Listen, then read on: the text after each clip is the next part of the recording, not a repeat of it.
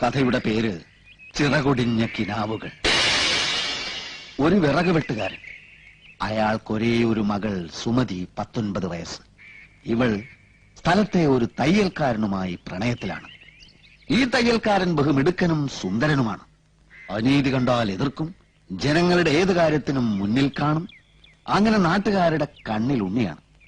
എല്ലാറ്റിലും ഉപരി ഈ തയ്യൽക്കാരൻ ഒരു നോവലിസ്റ്റുമാണ്. പക്ഷെ വിറക് വെട്ടുകാരന് തന്റെ മകളെ ഒരു വലിയ പണക്കാരനായ ഗൾഫുകാരനെ കൊണ്ട് കെട്ടിക്കാനാണ് താല്പര്യം.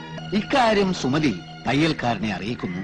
തയ്യൽക്കാരൻ ഗൾഫിൽ പോകാൻ ശ്രമിക്കുന്നു. പക്ഷെ വിസ അത് കിട്ടുന്നില്ല. അങ്ങനെ നിവൃത്തിയില്ലാതെ തയ്യൽക്കാരൻ നോവൽ എഴുതാൻ തുടങ്ങുകയാണ്. അത്ഭുതമെന്ന് പറയട്ടെ, ഏറ്റവും നല്ല നോവലിനുള്ള സർക്കാർ അവാർഡ് അതിന് കിട്ടുകയാണ്. 10 ലക്ഷം രൂപ. 1 ലക്ഷത്തിന്റെ അവാർഡാക്കാം. ഈ 1 ലക്ഷം കൊണ്ട് തയ്യൽക്കാരൻ ഒരു ഗംഭീര ബംഗ്ലാവ് പണിയുകയാണ്. തനിക്ക് തന്റെ പ്രാണപ്രേയസിയോടൊത്ത് താമസിക്കാനാണ് തയ്യൽക്കാരൻ ബംഗ്ലാവ് പണിയുന്നത്.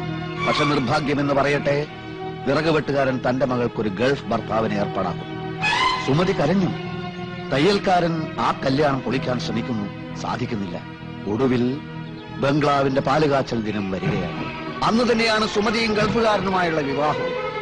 അവിടെ കല്യാണ വാദ്യഘോഷങ്ങൾ, ഇവിടെ പാലുകാച്ചൽ. പാലുകാച്ചൽ കല്യാണം, കല്യാണം പാലുകാച്ചൽ, കല്യാണം പാലുകാച്ചൽ. അവിടെ സുമതിയുടെ കഴുത്തിൽ താലി വീഴുന്ന സമയത്ത് ഇവിടെ കാച്ചിയ പാലിൽ വിഷം കലക്കി കുടിച്ച് തയ്യൽക്കാരൻ പിടയുകയാണ്. പക്ഷെ താലി കെട്ടുന്നില്ല.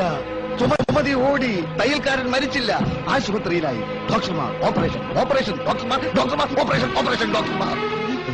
ഒടുവിൽ ആശുപത്രിയിൽ വെച്ച് അവരൊന്നിക്കുകയാണ്. കഴിഞ്ഞ